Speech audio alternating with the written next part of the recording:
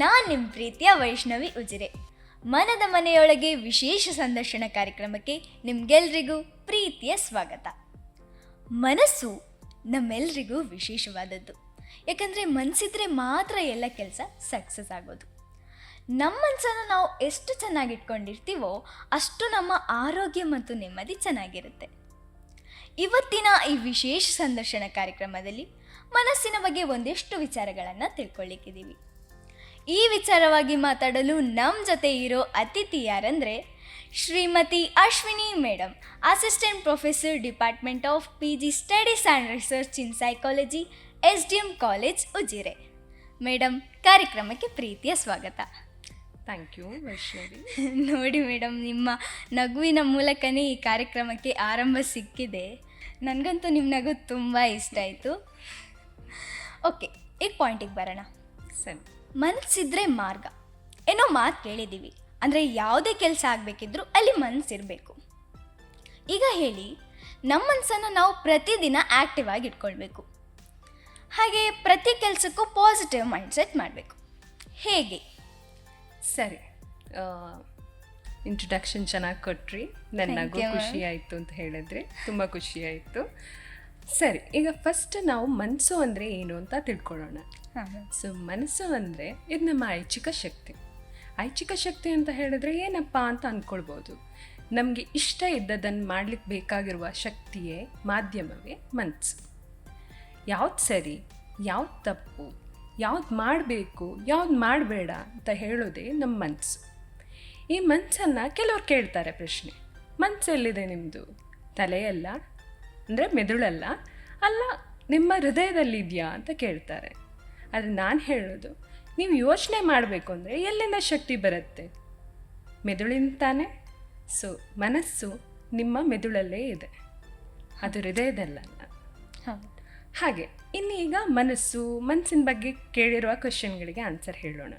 ಮೊದಲನೇದಾಗಿ, ನಾವು ದಿನನಿತ್ಯ ಎದ್ದಾಗ ತುಂಬ ಫ್ರೆಶ್ ಆಗಿರ್ತೇವೆ. ಆ ಒಂದು ಎದ್ದ ಸಮಯವನ್ನು ನೀವು ಚೆನ್ನಾಗಿ ಯುಟಿಲೈಸ್ ಮಾಡಿಕೊಳ್ಬೇಕು. ಇವತ್ತಿನ ದಿನ ನಾನು ಏನು ಕೆಲಸ ಮಾಡಬೇಕು, ಯಾವ ಒಳ್ಳೆ ಕೆಲಸಗಳನ್ನು ಮಾಡಬೇಕು ಅಂತ. ಒಳ್ಳೆ ಕೆಲಸಗಳು ಅಂತ ಹೇಳಿದ ಕೂಡಲೇ ನಿಮ್ಮಲ್ಲಿ ಸಕಾರಾತ್ಮಕ ಭಾವನೆ ಇಂಪ್ರೂವ್ ಆಗ್ತಾ ಹೋಗುತ್ತೆ. ಸೊ ದಿನದಲ್ಲಿ ಆಗೋ ಒಳ್ಳೆ ಕೆಲಸಗಳ ಬಗ್ಗೆ ಯೋಚನೆ ಮಾಡೋದು, ಈ ದಿನದಲ್ಲಿ ಮಾಡಿರುವಂಥ ಕೆಲಸಗಳಿಗೆ ಧನ್ಯತಾ ಭಾವನೆ ಸೂಚಿಸೋದು, ಇದೆಲ್ಲ ನಾವು ಬೆಳಗ್ಗೆ ಎದ್ದ ಕೂಡಲೇ ಮಾಡಿದಾಗ ನಿಮ್ಮ ಮನಸ್ಸನ್ನು ನೀವು ಚೆನ್ನಾಗಿ ಇಟ್ಕೊಳ್ಬೋದು. ಅದೇ ಅಷ್ಟು ಮಾತ್ರ ಅಲ್ಲ, ಮನಸ್ಸಿಗೆ ಅಷ್ಟು ಸಾಕ ಅಂತ ಕೇಳ್ತಾರೆ. ಆವಾಗ ದೈಹಿಕ ಆರೋಗ್ಯದ ಕಡೆ ಕೂಡ ಗಮನ ಕೊಡಬೇಕು. ದೈಹಿಕ ಆರೋಗ್ಯ ಮಾನಸಿಕ ಆರೋಗ್ಯದ ಮೇಲೆ ತುಂಬ ಪ್ರಭಾವ ಬೀರ್ತಾ ಹೋಗುತ್ತೆ. ಸೊ ಅದಕ್ಕೋಸ್ಕರ ನಾವು ದೈಹಿಕ ಆರೋಗ್ಯವನ್ನು ಚೆನ್ನಾಗಿಟ್ಕೊಳ್ಬೇಕು. ದೈಹಿಕ ಆರೋಗ್ಯ ಹೇಗೆ ಚೆನ್ನಾಗಿಟ್ಕೊಳ್ಳೋದು ಅಂತ ಕೇಳಿದ್ರೆ, ಆರೋಗ್ಯವನ್ನು ಚೆನ್ನಾಗಿಟ್ಕೊಳ್ಬೇಕಂದ್ರೆ ಒಳ್ಳೆ ಪೌಷ್ಟಿಕಾಂಶ ಇರುವಂಥ ಆಹಾರ ಪದಾರ್ಥ ಸೇವನೆ, ನಿಯಮಿತವಾಗಿ ನೀರು ಕೂಡ ನೀವು ಕುಡ್ಕೊಂಡು ಇರಬೇಕಾಗತ್ತೆ. ಸೊ ಇಷ್ಟು ಮಾಡಿದರೆ ಸಾಕಾ? ಇಲ್ಲ, ನಿಮ್ಮ ಮನಸ್ಸು ಚೆನ್ನಾಗಿಟ್ಕೊಳ್ಬೇಕು ಅಂದರೆ ಇನ್ನೂ ತುಂಬ ಕೆಲಸಗಳು ನೀವು ಮಾಡ್ಕೊಳ್ಬೇಕಾಗತ್ತೆ. ಹೇಗೆ ಅಂತ ಹೇಳಿದ್ರೆ, ಶಿಸ್ತುಬದ್ಧ ಒಂದು ಜೀವನ ಕ್ರಮವನ್ನು ಅಳವಡಿಸ್ಕೊಳ್ಬೇಕು. ಯಾವ ಕೆಲಸವನ್ನು ಯಾವಾಗ ಮಾಡಬೇಕು, ಎಷ್ಟೊತ್ತಿಗೆ ಮಾಡಬೇಕು, ಇದೆಲ್ಲ ಒಂದು ಕಟ್ಟುನಿಟ್ಟಾಗಿ ಹೋಗ್ತಾ ಹೋದಾಗ ಮನಸ್ಸನ್ನು ಸ್ವಸ್ಥವಾಗಿ ಇಟ್ಕೊಳ್ಬೋದು. ಮತ್ತು ಮನಸ್ಸಿದ್ರೆ ಮಾರ್ಗ ಅಂತ ಹೇಳಿದ್ದೀರಲ್ಲ, ಮನಸ್ಸಿಗೆ ಬೇಕಾದ ಚೈತನ್ಯ ಸಿಕ್ಕಿದಾಗ ಆಟೋಮೆಟಿಕ್ಕಾಗಿ ಕೆಲಸ ಮಾಡಲಿಕ್ಕೂ ಕೂಡ ಹುಮ್ಮಸ್ಸು ಬರುತ್ತೆ. ಹೌದು, ವಾವ್, ಸೂಪರ್ ಆಗಿತ್ತು. ನಾವು ಬೆಳಗ್ಗೆ ಎದ್ದ ಕೂಡಲೇ ನಮ್ಮ ಮೈಂಡಲ್ಲಿ ಸೆಟ್ ಮಾಡ್ಕೊಳ್ಬೇಕು ನಾವು ಯಾವ ಥರದ ಒಳ್ಳೆ ಕೆಲಸ ಮಾಡಬೇಕಂತ. ಹಾಗೆ ಫಿಸಿಕಲ್ ಆ್ಯಕ್ಟಿವಿಟೀಸ್ ಮಾಡಿದಾಗ ನಮಗೆ ತುಂಬ ಒಳ್ಳೆಯದಾಗುತ್ತೆ ನಮ್ಮ ಆರೋಗ್ಯಕ್ಕೆ. ವಾವ್, ಚೆನ್ನಾಗಿತ್ತು ಇನ್ಫಾರ್ಮೇಷನ್. ಓಕೆ, ಈಗ ಟೀನೇಜಲ್ಲಿ ಒಂದೆಷ್ಟು ಬದಲಾವಣೆಗಳಾಗುತ್ತೆ, ಅದರಲ್ಲೂ ಮಾನಸಿಕವಾಗಿ ತುಂಬ ಬದಲಾವಣೆಗಳಾಗುತ್ತೆ ಅಂತ ಕೇಳಿದ್ದೀನಿ. ಯಾವ ರೀತಿಯ ಬದಲಾವಣೆಗಳಾಗುತ್ತೆ? ಸರಿ, ಮಾನಸಿಕ ಅಂತ ಹೇಳೋದಕ್ಕಿಂತ ಮುಂಚೆ ನಾವು ಟೀನೇಜಲ್ಲಿ ಯಾವುದೆಲ್ಲ ಬದಲಾವಣೆಗಳು ಆಗ್ತವೆ ಅಂತ ನೋಡ್ಕೊಳ್ಳೋಣ. ಫಸ್ಟ್ ದೈಹಿಕವಾಗಿ ನೀವು ನೋಡಿರ್ಬೋದು, ಹಾರ್ಮೋನ್ ಚೇಂಜಸ್ಗಳು ಆಗತ್ತೆ. ಹಾರ್ಮೋನ್ ಚೇಂಜಸ್ಗಳು ಮಾತ್ರವಾ ಅಂತ ಕೇಳಿದರೆ ಇಲ್ಲ, ದೈಹಿಕವಾಗಿ ನಿಮ್ಮ ದೇಹದ ಆಕಾರಗಳು ಚೇಂಜ್ ಆಗಲಿಕ್ಕೆ ಶುರುವಾಗ್ತದೆ. ನೀವು ಸಣ್ಣ ಮಗು ಇದ್ದವರು ದೊಡ್ಡವರಾಗ್ತಾ ಇರ್ತೀರಿ ಆ ಟೈಮಲ್ಲಿ. ಸೊ ಇದು ಫಿಸಿಕಲ್ ಆಗಿ ನೀವು ಆಗುವ ಬದಲಾವಣೆಗಳು. ಅದೇ ಮಾನಸಿಕ ಬದಲಾವಣೆ ಅದಕ್ಕಿಂತ ನಂತರ ಬರುತ್ತೆ. ಯಾಕೆ ಅಂತ ಹೇಳಿದ್ರೆ ಹಾರ್ಮೋನ್ ವ್ಯತ್ಯಾಸ ಆದಾಗ ವ್ಯಕ್ತಿಯ ಆಲೋಚನೆ ಕ್ರಮಗಳು ಚೇಂಜ್ ಆಗ್ತಾ ಹೋಗ್ತದೆ. ಈ ಹಾರ್ಮೋನ್ನೇ ಮಾನಸಿಕ ಆರೋಗ್ಯಕ್ಕೂ ಮುಖ್ಯವಾದ ವಿಚಾರ. ಹಾರ್ಮೋನ್ ಇಂಬ್ಯಾಲೆನ್ಸ್ಗಳಿಂದಾಗಿ ಎಷ್ಟೆಷ್ಟೋ ಮಾನಸಿಕ ರೋಗಗಳು ಬಂದದ್ದು ನಾವು ನೋಡಬಹುದು. ಹಾಗಾಗಿ ದೈಹಿಕ ಆರೋಗ್ಯ ಹೇಗೆ ಮಾನಸಿಕ ಆರೋಗ್ಯದ ಮೇಲೆ ಪರಿಣಾಮ ಬೀರ್ತದೆ, ಯಾಕೆ ಈ ಮಾನಸಿಕ ಬದಲಾವಣೆ ನಿಮಗೆ ತುಂಬ ಮುಖ್ಯವಾಗಿರ್ತದೆ ಅನ್ನೋದನ್ನು ಇದರಲ್ಲಿ ನಾವು ಕಂಡುಕೊಳ್ಬಹುದು. ಮಾನಸಿಕ ಬದಲಾವಣೆ ಅಂತ ಹೇಳಿದ್ರೆ ಈ ಹದಿಹರೆಯದ ವಯಸ್ಸಿನಲ್ಲಿ ಮಕ್ಕಳಿಗೆ ಬೇಗ ಕಿರಿಕಿರಿ ಆಗತ್ತೆ ಅಂತೆ.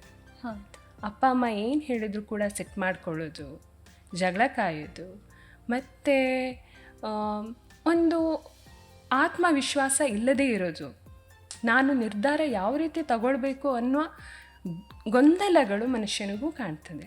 ಅಂದರೆ ಈ ಸಣ್ಣ ಮಕ್ಕಳಿಂದ ದೊಡ್ಡವರಾಗಬೇಕಿದ್ರೆ ಅದು ಇನ್ ಬಿಟ್ವೀನ್ ಸ್ಟೇಜ್ ಆದ ಕಾರಣ ಆಚೆ ದೊಡ್ಡವರು ಅಲ್ಲ, ಈಚೆ ಸಣ್ಣವರು ಅಲ್ಲ, ಮಧ್ಯದಲ್ಲಿ ಇರುವ ಕಾರಣ ನಿಮಗೆ ಅಂತಹ ಗೊಂದಲಗಳು ಆಗುವ ಕಾರಣಗಳು ಇರುತ್ತವೆ.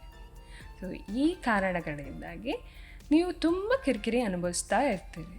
ಸೊ ಈ ಬದಲಾವಣೆಗಳನ್ನು ಪೋಷಕರು ಅರ್ಥ ಮಾಡಿಕೊಂಡಾಗ, ಪೋಷಕರು ನಿಮ್ಮ ಜೊತೆಗೆ ಸ್ನೇಹಿತರಾಗಿ ವರ್ತಿಸಿದರೆ ಆಟೋಮೆಟಿಕ್ಕಾಗಿ ಈ ಬದಲಾವಣೆಗೆ ಸಮಾಧಾನವನ್ನು ಮಕ್ಕಳು ಹಾಗೆ ಪೋಷಕರು ತಂದುಕೊಳ್ಬಹುದು. ಪ್ರತಿಯೊಂದು ಬದಲಾವಣೆಯನ್ನು ಕೂಡ ಸೂಕ್ಷ್ಮವಾಗಿ ಪೋಷಕರು ಗಮನಿಸಬೇಕು. ಇಲ್ಲಿ ಮಾತ್ರ ಅಲ್ಲ, ಈ ಬದಲಾವಣೆ ಈ ಮಗುವಿನ ಮೇಲೆ ಏನು ಪರಿಣಾಮ ಬೀರ್ತಾ ಇದೆ ಅಂತ ಹೇಳೋದನ್ನು ಅರ್ಥ ಮಾಡಿಕೊಂಡು ಅದಕ್ಕೆ ತಕ್ಕನಾಗಿ ಮನೆಯಲ್ಲಿ ಮಗುವಿನ ಬೆಳವಣಿಗೆ ಬೇಕಾದ ಪರಿಸರವನ್ನು ಕಲ್ಪಿಸಿಕೊಟ್ರೆ ತನ್ನಿಂತಾನೇ ಮಗುವಿನ ಡೆವಲಪ್ಮೆಂಟ್ ಕೂಡ ಆಗತ್ತೆ. ಸೊ ಬದಲಾವಣೆ ಆಯಿತು ಅಂತ ಹೇಳಿ ಬದಲಾವಣೆಗೆ ನೀವು ಸಣ್ಣಾಗಿರುವಾಗ ಹೇಗೆ ಪರಿಸರವನ್ನು ಕಲ್ಪಿಸಿಕೊಟ್ಟಿದ್ದಾರೆ ಅದನ್ನೇ ಮಾಡಿದರೆ ಸಾಲೋದಿಲ್ಲ. ಬದಲಾಗಿ ಹೊಸತನ್ನು ನಾವು ಕಲ್ಪಿಸಿಕೊಡ್ಬೇಕಾಗತ್ತೆ.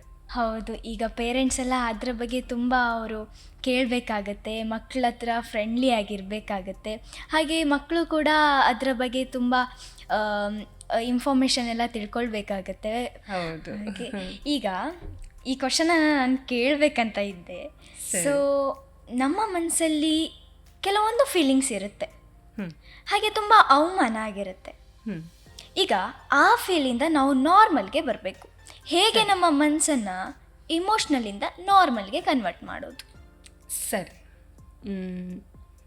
ಫಸ್ಟ್ ಹೇಳಬೇಕು ಅಂತ ಹೇಳಿದರೆ, ಈ ಥರ ಫೀಲಿಂಗ್ ಆದಾಗ ಒಂದು ಕ್ಷಣ ನಿಂತು ನೀವು ಯೋಚನೆ ಮಾಡಬೇಕು. ಏನು ಯೋಚನೆ ಮಾಡ್ತೀರಿ ಅಂದರೆ, ಈ ಸಂದರ್ಭಗಳಿರ್ಬೋದು, ಈ ಘಟನೆ ಆಗಿರೋದು ಇರ್ಬೋದು, ಎಲ್ಲ ಕೂಡ ಒಂದು ತಾತ್ಕಾಲಿಕ ಅಂತ. ತಾತ್ಕಾಲಿಕ ಅಂದರೆ ಗೊತ್ತಲ್ಲ, ಕಂಟಿನ್ಯೂಟಿ ಇಲ್ಲ, ಅದಕ್ಕೆ ಒಂದು ಗಳಿಗೆಗೆ ಆಗಿರುವಂಥದ್ದು. ಇದು ಯಾಕಾಯಿತು, ಇದು ಏನಕ್ಕಾಯಿತು ಅಂತ ಒಂದು ಸತಿ ಆತ್ಮಾವಲೋಕನ ಮಾಡ್ಕೊಳ್ಬೋದು. ಆತ್ಮಾವಲೋಕನ ಮಾಡಿಕೊಂಡ್ರೆ ಸಾಕಾ? ಇಲ್ಲ, ಅದಕ್ಕಿಂತ ಹೆಚ್ಚಿಗೆ ಬೇಕು. ಏನು ಬೇಕು? ಸಮಾಧಾನ ಬೇಕು. ಸಮಾಧಾನ ಹೇಗೆ ಮಾಡ್ಕೊಳ್ತೀರಿ? ಈ ವಿಷಯವನ್ನು ನಿಮಗೆ ತುಂಬ ಹತ್ತಿರ ಆದವ್ರ ಹತ್ರ ಒಂದು ಸತಿ ಡಿಸ್ಕಸ್ ಮಾಡ್ತೀರಿ. ಅದು ನಿಮ್ಮ ಹೆತ್ತವರೇ ಇರ್ಬೋದು, ಅಥವಾ ನಿಮ್ಮ ಗೆಳೆಯರೂ ಇರ್ಬೋದು, ಅಥವಾ ನಿಮ್ಮ ಪ್ರೀತಿ ಪಾತ್ರರಾದ ಟೀಚರ್ಸೂ ಇರ್ಬೋದು. ಯಾರ ಹತ್ರ ಆದರೂ ಈ ಥರ ಹೇಳಿಕೊಂಡು ಇದಕ್ಕೆ ಸಮಾಧಾನವನ್ನು ಕಂಡ್ಕೊಳ್ಬೋದು. ಬೇಡ, ಇನ್ನೂ ಹೆಚ್ಚಿಗೆ ಏನು ಮಾಡ್ಬೋದು, ನಾವೇ ಸಾಲ್ವ್ ಮಾಡ್ಕೊಳ್ಳುವಂಥದ್ದು ಏನು ಮಾಡ್ಬೋದು ಅಂತ ಯೋಚನೆ ಮಾಡಿದರೆ, ಫಸ್ಟ್ ನಾನು ಹೇಳೋದು, ಒಂದು ಸತಿ ನಿಧಾನಿಸಿ ಕೂತ್ಕೊಳ್ಳಿ, ಡೀಪ್ ಬ್ರೀತ್ ತಗೊಳ್ಳಿ, ರಿಲ್ಯಾಕ್ಸ್ ಆದ್ರಿ ಆದಮೇಲೆ ಒಂದು 10 ನಿಮಿಷದ ಪರಿಸರ ನಡಿಕೆ ಅಂತ ಮಾಡ್ಬೋದು. ಅಂದರೆ ನಿಮ್ಮ ಗಾರ್ಡನ್ ಇರ್ಬೋದು, ಅಥವಾ ನಿಮ್ಮ ಹತ್ತಿರವೇ ಯಾವುದಾದ್ರೂ ಒಂದು ಉದ್ಯಾನವನ ಇರ್ಬೋದು, ಅದರಲ್ಲಿ ಒಂದು 10 ನಿಮಿಷ ವಾಕ್ ಮಾಡಿ. ನೇಚರ್ ವಾಕಿಂದ ಏನಾಗುತ್ತೆ ಅಂತ ಹೇಳಿದರೆ, ಮನುಷ್ಯನ ಮನಸ್ಸಿಗೆ ಬೇಕಾದ ಆಕ್ಸಿಜನ್ ಸಪ್ಲೈ ಆಗ್ತದೆ. ಆಕ್ಸಿಜನ್ ತುಂಬ ಸಪ್ಲೈ ಆದ ಕೂಡಲೇ ಏನಾಗ್ತದೆ, ಮನುಷ್ಯನ ಮನಸ್ಸು ಉಲ್ಲಾಸ ಹೊಂದ್ತದೆ. ಇದರಿಂದಾಗಿ ಏನಾಗ್ತದೆ, ಈಗ ಆದ ಶೇಮ್ಗಳಿರ್ಬೋದು, ಇನ್ನೊಂದು ನೋವುಗಳಿರ್ಬೋದು, ಅಂಥ ನೋವುಗಳಿಂದೆಲ್ಲ ಹೊರಗೆ ಬರಲಿಕ್ಕೆ ನಿಮ್ಮ ಮೆದುಳು ಚುರುಕಾಗಿ ಕೆಲಸ ಮಾಡಲಿಕ್ಕೆ ಶುರು ಮಾಡಿ ಅದಕ್ಕೆ ಬೇಕಾದ ಉತ್ತರವನ್ನು ಕಂಡುಕೊಳ್ಳಿಕ್ಕೆ ರೆಡಿ ಆಗುತ್ತೆ. ಸೊ ಈ ಥರ ಕೂಡ ಮಾಡ್ಬೋದು. ಇನ್ನೂ ಹೆಚ್ಚಿಗೆ ಏನು ಮಾಡ್ಬೋದು ಅಂತ ಹೇಳಿದರೆ, ನೀವು ನಿಮಗೆ ಇಷ್ಟವಾದ ಹವ್ಯಾಸಗಳನ್ನು ರೂಢಿಸ್ಕೊಳ್ಳಿ. ಪುಸ್ತಕ ಓದಲಿಕ್ಕೆ ಇಷ್ಟವಾ? ಅದನ್ನು ಮಾಡಿ. ಅಥವಾ ಹರಟೆ ಹೊಡೆಯಲಿಕ್ಕೆ ಇಷ್ಟವಾ? ಅದನ್ನು ಮಾಡಿ. ಇಲ್ಲ ಬೇರೆ ಏನಾದರೂ ಆ್ಯಕ್ಟಿವಿಟೀಸ್, ಡ್ಯಾನ್ಸ್ ಮಾಡೋದು, ಹಾಡು ಹೇಳೋದು, ಆ ಥರ ಎಲ್ಲ ಇದ್ದರೆ ಅದನ್ನು ಮಾಡಿ. ಹವ್ಯಾಸ ಕೂಡ ಒಂದು ಉತ್ತಮವಾದ ಸೊಲ್ಯೂಷನನ್ನು ಕೊಡುವಂಥ ಮಾಧ್ಯಮ. ಹೌದು, ವಾವ್.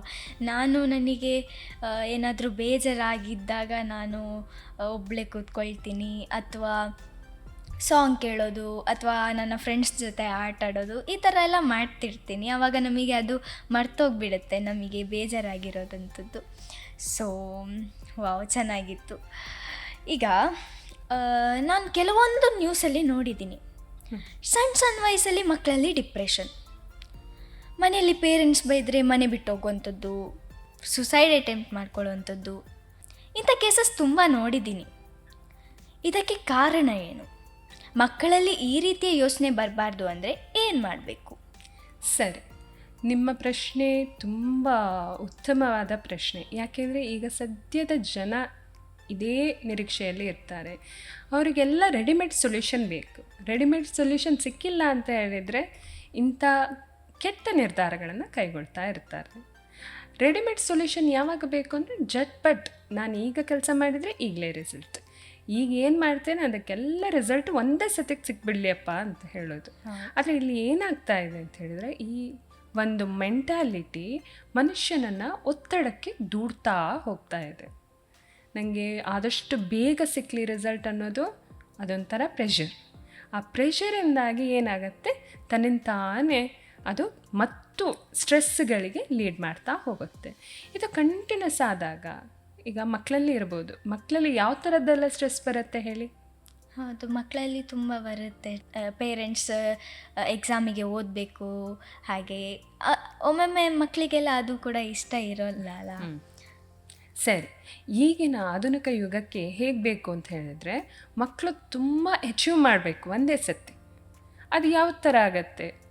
ಅದು ಒಂದು ಗೋಣಿ ಚೀಲದಲ್ಲಿ ಎಷ್ಟು ತುಂಬಿಸ್ಲಿಕ್ಕಾಗ್ತದೆ ಅಷ್ಟೆಲ್ಲ ತುಂಬಿಸಿ ಮತ್ತು ಇನ್ನೂ ತೃಪ್ತಿರಿ ಎಂದಾಗ ಹೊರಗಡೆ ಬಂದುಬಿಡುತ್ತೆ. ಅದೇ ಥರ ಮಕ್ಕಳಿಗೂ ಆಗ್ತಾ ಇದೆ ಈಗ. ಅದರ ಬದಲು ಏನು ಮಾಡ್ಬೋದು ಅಂತ ಹೇಳಿದರೆ, ಇದೆಲ್ಲ ಏನು ಅಂದರೆ ಶೈಕ್ಷಣಿಕ ಹೊರೆ ಇರ್ಬೋದು, ಮತ್ತು ಪೋಷಕರ ಅತಿಯಾದ ಎಕ್ಸ್ಪೆಕ್ಟೇಷನ್ ಮಕ್ಕಳ ಮೇಲೆ ಇಟ್ಕೊಂಡಿರೋದಿರ್ಬೋದು. ಇದೆಲ್ಲ ಏನೋ ಮಕ್ಕಳನ್ನು ಡಿಪ್ರೆಷನ್ ಕಡೆಗೆ ದೂಡ್ತಾ ಹೋಗುತ್ತೆ. ಇದು ಮಾತ್ರವಾ? ಇಲ್ಲ, ಮುಖ್ಯವಾಗಿ ನೀವು ಈಗ ಮಾತಾಡ್ತಾ ಇರೋದು ಹದಿಹರೆಯದವರ ವಿಷಯದ ಬಗ್ಗೆ. ಹದಿಹರೆಯದಲ್ಲಿ ಆಗುವಂತಹ ಹಾರ್ಮೋನಲ್ ಇಂಬ್ಯಾಲೆನ್ಸ್ ಕೂಡ ಒಂದು ಕಾರಣ ಕೂಡ ಇರ್ತದೆ. ಎಷ್ಟು ಮಾತಾಡಿದ್ರು, ಎಷ್ಟು ನಡ್ಕೊಂಡ್ರೂ ಕೂಡ ಮಕ್ಕಳು ನಾರ್ಮಲ್ ಆಗ್ತಾ ಇಲ್ಲ. ಏನು ಕಾರಣ ಅಂತ ಬಂದಾಗ ಆ ಕಾರಣ ಬೇರೆ ಏನೂ ಅಲ್ಲ, ಅವರಲ್ಲಿರುವ ಹಾರ್ಮೋನಲ್ ಇಂಬ್ಯಾಲೆನ್ಸ್. ಅದು ಕೂಡ ಇನ್ನೊಂದು ಕಾರಣ ಇರ್ತದೆ ಡಿಪ್ರೆಷನಿಗೆ ಹೋಗಲಿಕ್ಕೆ. ಮತ್ತು ಏನು ಅಂತ ಹೇಳಿದ್ರೆ, ಈ ಮಕ್ಕಳಿಗೆ ಸೋತು ಗೊತ್ತಿರೋದಿಲ್ಲ. ಇವಾಗಿನ ಮಕ್ಕಳು ಗೆದ್ದೇ ಗೊತ್ತಿರುತ್ತೆ. ಒಂದು ಸಣ್ಣ ಸೋಲು ಕೂಡ ಅವರನ್ನು ಏನು ಮಾಡ್ತದೆ, ಮತ್ತು ಡಿಪ್ರೆಷನಿಗೆ ತಗೊಂಡು ಹೋಗುತ್ತೆ. ಡಿಪ್ರೆಷನ್ ಮಾತ್ರ ಅಲ್ಲ, ನನ್ನ ಜೀವನವನ್ನು ಇಲ್ಲೇ ಕೊನೆಗೊಳಿಸ್ತೇನೆ ಅನ್ನುವ ಭಾವನೆಗೆ ತಂದು ನಿಲ್ಲಿಸುವಷ್ಟು ದೊಡ್ಡ ಮಟ್ಟದ ಹೆಜ್ಜೆ ತಗೊಳ್ಳುವಷ್ಟು ದೂಡಿ ಬಿಡ್ತದೆ ಮಕ್ಕಳನ್ನು. ಅದಕ್ಕೋಸ್ಕರ ಡಿಪ್ರೆಷನ್ ಅಂತ ಹೇಳಿದರೆ, ಕಂಟಿನ್ಯೂಸ್ ಆಗಿ ಬೇಜಾರಲ್ಲಿ ಇದ್ದಾಗ ನಾವು ಅವರನ್ನು ಐಡೆಂಟಿಫೈ ಮಾಡಿ ಅವರಿಗೆ ಬೇಕಾದ ಸೊಲ್ಯೂಷನನ್ನು ಕೊಟ್ಟಾಗ ತನ್ನಿಂತಾನೆ ಈ ಆತ್ಮಹತ್ಯೆ ಇರ್ಬೋದು ಅಥವಾ ಇನ್ನೂ ಎಕ್ಸ್ಟ್ರೀಮ್ ಸ್ಟೆಪ್ಗಳು ಹೋಗುವುದೆಲ್ಲ ತಡ್ಕೊಳ್ಬೋದು. ಹೌದು. ಈಗ ಮಾತ್ರ ಅಲ್ಲ, ನಾನು ಒಂದು ಪೋಷಕರಿಗೆ ಒಂದು ಕಿವಿ ಮಾತು ಹೇಳ್ತೇನೆ. ಮಕ್ಕಳು ಪಾಠ ಓದಿದರೆ ಮಾತ್ರ ಹುಷಾರಿನ ಮಕ್ಕಳಲ್ಲ, ಅವರು ಬೇರೆ ಫೀಲ್ಡಲ್ಲಿ ಕೂಡ ಹುಷಾರಿರ್ತಾರೆ. ಅದನ್ನು ಐಡೆಂಟಿಫೈ ಮಾಡಿ ಮಕ್ಕಳು ಅದರಲ್ಲೇ ಕೆರಿಯರ್ ತಗೊಂಡು ಹೋಗುವಾಗೆ ಉತ್ತೇಜನ ಮಾಡಿದರೆ ಇಂಥ ಡಿಪ್ರೆಷನ್ಗೆ ಹೋಗೋದು, ಮಕ್ಕಳನ್ನು ಕಳ್ಕೊಳ್ಳುವಂಥ ಸ್ಥಿತಿಗೆ ತಲುಪದೆ ಒಳ್ಳೆಯ ರೀತಿಯಲ್ಲಿ ಜೀವನ ಸಾಗಿಸ್ಬೋದು. ಹೌದು, ನೀವು ಹೇಳಿದಾಗೆ ಈಗ ಸೋಲು ಗೆಲುವಿನ ಮಧ್ಯೆ ಈಗ ಜಾಸ್ತಿ ಮಕ್ಕಳಿಗೆ ಗೆದ್ದೇ ಅಭ್ಯಾಸ ಇರೋದು. ಸೋತಾಗ ತುಂಬ ಬೇಸರ ಆಗುತ್ತೆ. ಹಾಗೆ ನನಗೂ ಕೂಡ ಹಾಗೆ ಬೇಸರ ಆಗುತ್ತೆ ಸೋತಾಗ. ಹಾಗೆ ಪೇರೆಂಟ್ಸ್ ಕೂಡ ಬೇರೆ ಫೀಲ್ಡಲ್ಲಿ ಅಂದರೆ ಮಲ್ಟಿ ಟ್ಯಾಲೆಂಟೆಡ್ ಆಗಿ ಮಾಡಬೇಕು. ಸೊ ನೀವು ಹೇಳಿದ್ದು ಕರೆಕ್ಟ್, ಗುಡ್ ಇನ್ಫಾರ್ಮೇಷನ್, ನನಗಂತೂ ತುಂಬ ಇಷ್ಟ ಆಯಿತು. ಈಗ ಲಾಸ್ಟ್ ಪಾಯಿಂಟಿಗೆ ಬರೋಣ. ನಮ್ಮ ಮನಸ್ಸಲ್ಲಿ ಪಾಸಿಟಿವ್ ಥಿಂಕಿಂಗ್ ಹಾಗೆ ನೆಗೆಟಿವ್ ಥಿಂಕಿಂಗ್ ಎರಡೂ ಇರುತ್ತೆ. ನಾವು ಪಾಸಿಟಿವ್ ಆಗಿ ಥಿಂಕ್ ಮಾಡಿದಾಗ ಯಾವ ರೀತಿ ಪ್ಲಸ್ ಆಗುತ್ತೆ, ಹಾಗೆ ನೆಗೆಟಿವ್ ಆಗಿ ಥಿಂಕ್ ಮಾಡಿದಾಗ ಆರೋಗ್ಯದ ಮೇಲೆ ಯಾವ ರೀತಿಯ ಪರಿಣಾಮ ಬೀರುತ್ತೆ? ಪಾಸಿಟಿವ್ ಆಗಿ ಥಿಂಕ್ ಮಾಡೋದ್ರಿಂದ ಮನುಷ್ಯನ ಆತ್ಮವಿಶ್ವಾಸ ಹೆಚ್ಚಿಗೆ ಆಗುತ್ತೆ, ನಿರ್ಧಾರ ತಗೊಳ್ಳುವ ಮನಸ್ಥಿತಿ ಕೂಡ ಅವರಲ್ಲಿ ಹೆಚ್ಚಿಗೆ ಆಗುತ್ತೆ.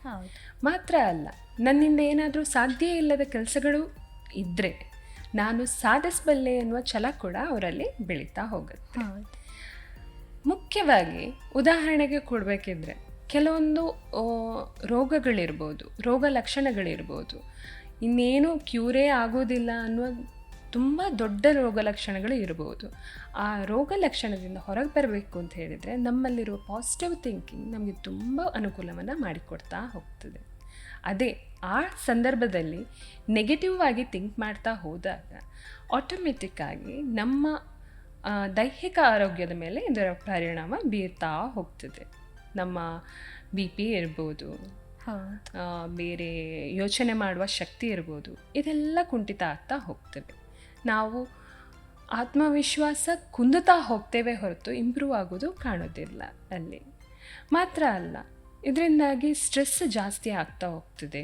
ಮಕ್ಕಳು ಡಿಪ್ರೆಷನಿಗೆ ಹೋಗ್ಬೋದು. ಮಕ್ಕಳು ಮಾತ್ರ ಅಲ್ಲ, ದೊಡ್ಡವರು ಹಾಗೆ ಡಿಪ್ರೆಷನಿಗೆ ಹೋಗ್ತಾರೆ. ನೆಗೆಟಿವ್ ಆಗಿ ಜಾಸ್ತಿ ಯೋಚನೆ ಮಾಡಿದಾಗ ಆಗಬೇಕಿದ್ದ ಕೆಲಸಗಳು ಕೂಡ ಅರ್ಧದಲ್ಲೇ ನಿಂತು ಹೋಗ್ಬೋದು. ಅದು ಮುಂದುವರಿಬೇಕು ಅಂತ ಹೇಳಿದರೆ ನಮಗೆ ಪಾಸಿಟಿವ್ ಆಗಿ ಥಿಂಕ್ ಮಾಡಲೇಬೇಕು. ಹೌದು, ಸಾಧ್ಯ ಇಲ್ಲ ಅನ್ನೋ ವಿಷಯಗಳಿದಲ್ಲ. ನಾವು ಕೆಲವೊಂದು ಗಾದೆ ಮಾತುಗಳನ್ನು ನೋಡಿರ್ಬೋದು, ಸಾಧ್ಯ ಆದರೆ ಕಬ್ಬಿಣವನ್ನು ನುಂಗಬಹುದಂತೆ. ಹಾಗಾಗಿ ಸಕಾರಾತ್ಮಕವಾಗಿ ಯೋಚನೆ ಮಾಡ್ತಾ ಹೋದಾಗ ಇದೆಲ್ಲ ಸಾಧ್ಯ ಇದೆ. ಹೌದು. ಈಗ ನಾವು ಪಾಸಿಟಿವ್ ಆಗಿ ಥಿಂಕ್ ಮಾಡಿದಾಗ ನಮಗೆ ಆರೋಗ್ಯದ ಮೇಲೆ ಚೆನ್ನಾಗಿರೋ ಪರಿಣಾಮ ಬೀರುತ್ತೆ. ಹಾಗೆ ನೆಗೆಟಿವ್ ಆಗಿ ಥಿಂಕ್ ಮಾಡಿದಾಗ ನಮ್ಮ ಆರೋಗ್ಯಕ್ಕೆ ತುಂಬ ಪ್ರಾಬ್ಲಮ್ಸ್ ಆಗುತ್ತೆ. ಹಾಗೆ BP, ಶುಗರ್ ಹಾಗೆಲ್ಲ ತುಂಬ ಬರುತ್ತೆ. ಸೊ ನಾವು ಪಾಸಿಟಿವ್ ಆಗಿ ಥಿಂಕ್ ಮಾಡಿದಷ್ಟು ನಮಗೇ ಒಳ್ಳೆಯದಾಗಿರುತ್ತೆ. ಓಕೆ, ಇಷ್ಟೊತ್ತು ನಮ್ಮ ಜೊತೆ ಇದ್ದು ಮನಸ್ಸಿಗೆ ಸಂಬಂಧಪಟ್ಟ ಒಂದಿಷ್ಟು ಮಾಹಿತಿಗಳನ್ನು ತುಂಬ ಚೆನ್ನಾಗಿ ವಿವರಿಸಿದ್ರಿ. ತುಂಬ ಖುಷಿಯಾಯಿತು. ಬಹುಶಃ ಈ ಮಾಹಿತಿಗಳು ಖಂಡಿತ ಈ ಕಾರ್ಯಕ್ರಮ ನೋಡಿದವರಿಗೆ ಯೂಸ್ಫುಲ್ ಆಗ್ಬೋದು. ಮನದ ಮನೆಯೊಳಗೆ ವಿಶೇಷ ಸಂದರ್ಶನ ಕಾರ್ಯಕ್ರಮದಲ್ಲಿ ಭಾಗವಹಿಸಿ ತಮ್ಮ ಅಮೂಲ್ಯ ಸಮಯವನ್ನು ನಮ್ಮ ಜೊತೆ ಕಳೆದಿದ್ದಕ್ಕಾಗಿ ತಮಗೆ ತುಂಬ ಹೃದಯದ ಧನ್ಯವಾದಗಳು ಮೇಡಮ್. Thank you Vaishnavi. ಇದಾಗಿತ್ತು ಮನದ ಮನೆಯೊಳಗೆ ವಿಶೇಷ ಸಂದರ್ಶನ ಕಾರ್ಯಕ್ರಮದ ಬಗ್ಗೆ ನಿಮ್ಗೇನು ಅನ್ನಿಸ್ತು ಅನ್ನೋದನ್ನು ಕಮೆಂಟ್ ಮೂಲಕ ತಿಳಿಸಿ ಅಂತ ಹೇಳ್ತಾ ಟೇಕ್ ಕೇರ್, ಬಾಯ್.